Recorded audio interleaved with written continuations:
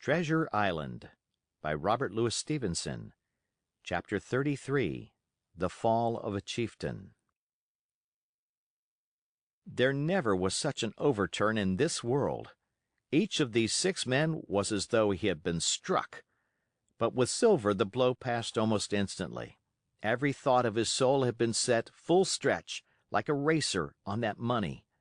Well, he was brought up in a single second dead. And he kept his head, found his temper, and changed his plan before the others had had time to realize the disappointment.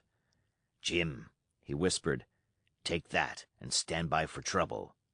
And he passed me a double-barreled pistol. At the same time he began quietly moving northward, and in a few steps had put the hollow between us 2 and the other 5. Then he looked at me and nodded, as much as to say, "Here is a narrow corner," as indeed I thought it was. His looks were not quite friendly, and I was so revolted at these constant changes that I could not forbear whispering, "So you've changed sides again." There was no time left for him to answer in. The buccaneers, with oaths and cries, began to leap, one after another, into the pit, and to dig with their fingers, throwing the boards aside as they did so. Morgan found a piece of gold. He held it up with a perfect spout of oaths. It was a 2-guinea piece, and it went from hand to hand among them for a quarter of a minute. "2 guineas!" roared Mary, shaking it at Silver. "That's your £700,000, is it? You're the man for bargains, ain't you? You're him that never bungled nothin', you wooden-headed lubber." "Dig away, boys," said Silver, with the coolest insolence. "You'll find some pig nuts, and I shouldn't wonder." "Pig nuts!" repeated Mary, in a scream. "Mates, do you hear that? I tell you now that man there knew it all along. Look in the face of him and you'll see it wrote there." "Ah, Mary," remarked Silver, "standin' for cap'n again? You're a pushin' lad, to be sure." But this time everyone was entirely in Mary's favor. They began to scramble out of the excavation, darting furious glances behind them. One thing I observed, which looked well for us: they all got out upon the opposite side from Silver. Well, there we stood, 2 on one side, 5 on the other, the pit between us, and nobody screwed up high enough to offer the first blow. Silver never moved. He watched them, very upright on his crutch, and looked as cool as ever I saw him. He was brave, and no mistake. At last Mary seemed to think a speech might help matters. "Mates," says he, "there's 2 of them alone there. One's the old cripple that brought us all here and blundered us down to this. The other's that cub that I mean to have the heart of. Now, mates—" He was raising his arm and his voice, and plainly meant to lead a charge. But just then, crack, crack, crack! 3 musket shots flashed out of the thicket. Mary tumbled head foremost into the excavation. The man with the bandage spun round like a teetotum and fell all his length upon his side, where he lay dead, but still twitching, and the other 3 turned and ran for it with all their might.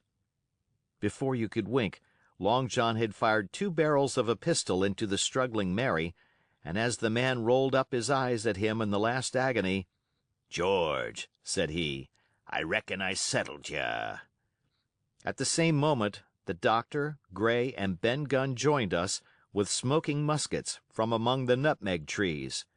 "Forward!" cried the doctor. "Double quick, my lads. We must head 'em off the boats." And we set off at a great pace, sometimes plunging through the bushes to the chest. I tell you, but Silver was anxious to keep up with us. The work that man went through, leaping on his crutch till the muscles of his chest were fit to burst, was work no sound man ever equaled, and so thinks the doctor. As it was, he was already 30 yards behind us and on the verge of strangling when we reached the brow of the slope. "Doctor," he hailed, "see there? No hurry." Sure enough, there was no hurry. In a more open part of the plateau, we could see the 3 survivors still running in the same direction as they had started, right for Mizzenmast Hill. We were already between them and the boats, and so we four sat down to breathe, while Long John, mopping his face, came slowly up with us. "Thank you kindly, Doctor," says he. "You came in about the nick, I guess, for me and Hawkins. And so it's you, Ben Gunn," he added. "Well, you're a nice one, to be sure." "I'm Ben Gunn, I am," replied the maroon, wriggling like an eel in his embarrassment. "And," he added after a long pause, "how do, Mr. Silver? Pretty well, I thank you, says you." Ben," murmured Silver, "to think as you've done me." The doctor sent back Gray for one of the pickaxes deserted, in their flight, by the mutineers, and then, as we proceeded leisurely downhill to where the boats were lying, related in a few words what had taken place. It was a story that profoundly interested Silver, and Ben Gunn, the half-idiot maroon, was the hero from beginning to end. Ben, in his long, lonely wanderings about the island, had found the skeleton. It was he that had rifled it. He had found the treasure. He had dug it up. It was the haft of his pickaxe that lay broken in the excavation. He had carried it on his back, in many weary journeys, from the foot of the tall pine to a cave he had on the two-pointed hill at the northeast angle of the island, and there it had lain stored in safety since 2 months before the arrival of the Hispaniola. When the doctor had wormed this secret from him on the afternoon of the attack, and when next morning he saw the anchorage deserted, he had gone to Silver, given him the chart, which was now useless, given him the stores, for Ben Gunn's cave was well supplied with goat's meat salted by himself, given anything and everything to get a chance of moving in safety from the stockade to the two-pointed hill, there to be clear of malaria and keep a guard upon the money. "As for you, Jim," he said, "it went against my heart, but I did what I thought best for those who had stood by their duty, and if you were not one of these, whose fault was it?" That morning, finding that I was to be involved in the horrid disappointment he had prepared for the mutineers, he had run all the way to the cave, and leaving the squire to guard the captain, had taken Gray and the maroon and started, making the diagonal across the island to be at hand beside the pine. Soon, however, he saw that our party had the start of him, and Ben Gunn, being fleet of foot, had been dispatched in front to do his best alone. Then it had occurred to him to work upon the superstitions of his former shipmates, and he was so far successful that Gray and the doctor had come up, and were already ambushed before the arrival of the treasure hunters. "Ah," said Silver, "it were fortunate for me that I had Hawkins here. You would have let old John be cut to bits, and never given it a thought, Doctor." "Not a thought," replied Dr. Livesey cheerily. And by this time we had reached the gigs. The doctor, with the pickaxe, demolished one of them, and then we all got aboard the other and set out to go round by sea for North Inlet. This was a run of 8 or 9 miles. Silver, though he was almost killed already with fatigue, was set to an oar, like the rest of us, and we were soon skimming swiftly over a smooth sea. Soon we passed out of the straits and doubled the southeast corner of the island, round which, 4 days ago, we had towed the Hispaniola. As we passed the two-pointed hill, we could see the black mouth of Ben Gunn's cave, and a figure standing by it, leaning on a musket. It was the squire, and we waved a handkerchief and gave him 3 cheers, in which the voice of Silver joined as heartily as any. 3 miles farther, just inside the mouth of North Inlet, what should we meet but the Hispaniola cruising by herself? The last flood had lifted her, and had there been much wind or a strong tide current, as in the southern anchorage, we should never have found her more, or found her stranded beyond help. As it was, there was little amiss beyond the wreck of the mainsail. Another anchor was got ready and dropped in 1.5 fathoms of water. We all pulled round again to Rum Cove, the nearest point for Ben Gunn's treasure house, and then Gray, single-handed, returned with the gig to the Hispaniola, where he was to pass the night on guard. A gentle slope ran up from the beach to the entrance of the cave. At the top the squire met us. To me he was cordial and kind, saying nothing of my escapade either in the way of blame or praise. At Silver's polite salute, he somewhat flushed.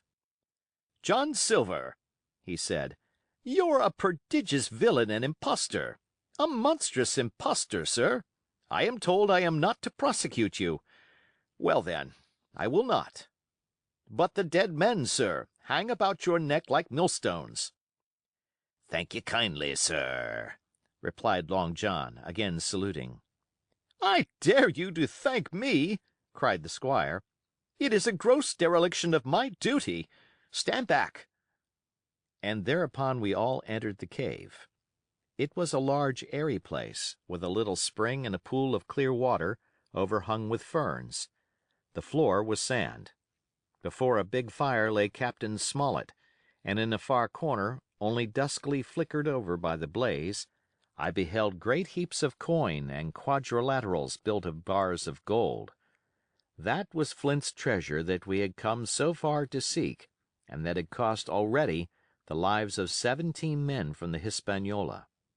How many it had cost in the amassing, what blood and sorrow, what good ships scuttled on the deep, what brave men walking the plank blindfold, what shot of cannon, what shame and lies and cruelty, perhaps no man alive could tell. Yet there were still 3 upon that island, Silver and old Morgan and Ben Gunn, who had each taken his share in these crimes, as each had hoped in vain to share in the reward. "Come in, Jim," said the captain. "You're a good boy in your line, Jim, but I don't think you and me'll go to sea again. You're too much of the born favorite for me. Is that you, John Silver? What brings you here, man?" "Come back to my duty, sir," returned Silver. "Ah," said the captain, and that was all he said. What a supper I had of it that night, with all my friends around me, and what a meal it was, with Ben Gunn's salted goat and some delicacies and a bottle of old wine from the Hispaniola. Never, I am sure, were people gayer or happier.